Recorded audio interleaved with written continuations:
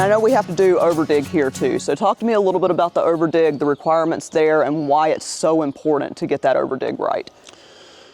When you're putting in a precast wall, now this one here is daylight on two sides, so there's no banks right next to us. But if the overdig doesn't give us enough room on the outside of the wall, it's dangerous for one. It's hard to apply the waterproofing, after the walls are installed. But the second part is on a precast wall, once the hole is dug, we come out and we have our own little surveyors, if you've seen, put the pins in. The outline of the house, where the walls are going to set, we call it the ribbon. The drain pipe that allows water to run down the foundation walls into a pipe and into daylight. It is extremely important on a precast wall that pipe is at least a foot, if not 16, 17 inches away from the wall. And that is because of the weight of the house down to the bottom of the precast walls transfers at a 45-degree angle to your earth.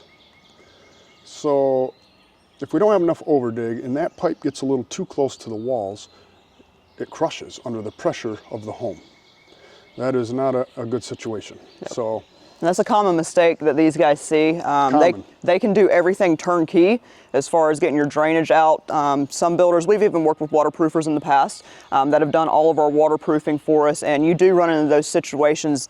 These guys know exactly where they want them to be at, where they work really well for the wall. So doing a turnkey application with foundation drain has been our big win. It saves us a lot for warranty, and then if things go wrong, typically you don't know that they've gone wrong until after the home is finished and the homeowners have moved in. That is right. Heavy rains, a lot of that will really show, hey, we've got an issue with foundation drainage. So definitely my recommendation to have K-Wall do that turnkey. We can manage it, and we know where the walls are going to set, and we're going to make sure it's right. Yep. And as a builder, it takes that liability off of you. You know that the things have been done right. You know your home is safe. You know that you're not going to have those callbacks. And if there are things that arrive, these guys have already done things the way that it needs to be done, and they can troubleshoot things to see, hey, maybe this isn't an issue, maybe it's something else, or we know exactly how to pinpoint and diagnose this because we did it.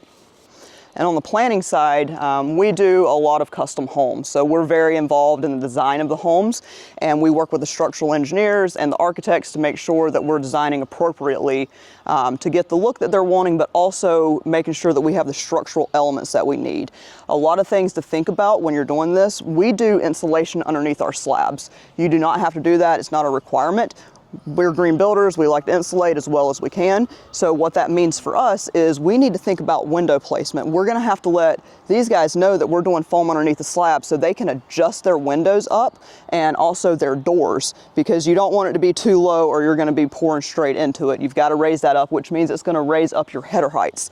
So if you don't have that nailed in planning, when you get out here, we've had to do it in the past where you have to break out all of this framing, fix it on site, cut the wall, you end up having cracks in the wall. So definitely pre-planning is really important. Know from the very beginning that you're going to use these walls and plan around it. That's correct. Foam under the slab is becoming more and more and more standard for us. We're seeing it, and that's exactly right. It raises the whole floor assembly up 2 inches. Yep. That's where you adjust your headers. So to accommodate that. Yep, and insulation is very important, not just energy code requirements and things like that, but it helps with the performance of the home. Sure. It's going to make your basement just feel a little bit better. You're not going to be directly on a cold ground. And then here we've got the foam, but we also have our vapor barrier down too. So we do a 10 mil vapor barrier, tape the seams, and then also put down rebar. So rebar is a normal requirement, but that's going to make it to where the water's not coming up from the ground and getting underneath that slab and causing issues with mold and things like that. That's actually another benefit of precast walls. The entire foundation and the slab is setting on stone. So you eliminate hydrostatic pressure. That's, I just never see them leak. There's too much stone, there's too much of a path for the water to escape naturally. Yep, and you're going to hear us talk about a lot of water here in the mountains. We get a ton of rain. We're actually considered a temperate rainforest here. So we get a lot of rain and a lot of really heavy rain that comes down fast. So it's important to be thinking about those things, the drainage, how you're handling your slab, how you're handling the water. And precast, like Rich said, is great for that. We've got gravel everywhere. What does gravel do? It lets water percolate.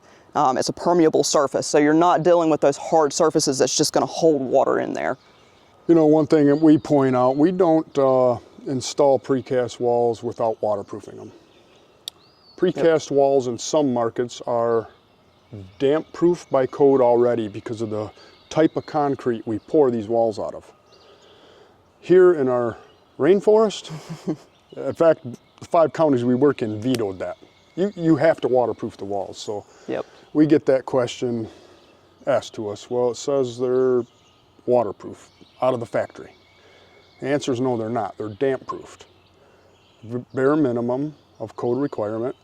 It's concrete. Water's going to come through concrete. So we don't really give them an option. Got to waterproof it. And we do a 2-part waterproof system. So we're going to do the spray, and then we're also going to do a dimple board on that. So we do double protection for our waterproofing here. The one thing I did want to bring up too, that's another big benefit for us, is the stucco on the outside here. So this is actually a finished wall. So we can just paint this and we can go on. If we have a cast in place wall or if we have a block wall, we're having to come back in and do a stucco application, or we're doing a sand parge. It's extra labor, extra cost, more time in the build. So this is an all-in-one complete system from the inside of the wall to the outside of the wall. Said it and done. Everybody likes it. I mean, it's all about time. And it's a great product. The basement is warm, it's dry. It's just a fantastic way to build. It's green by, the materials that we use in this wall is less than traditional walls. So you get a little green points for that. And with it being a factory-made product, waste is cut down because they're able to control those things in a factory setting. They're able to really nail down, all right, this is precisely how much concrete we need and wood, and they know like to the 10th degree of exactly how much is going to go into these walls and can manage that a lot better.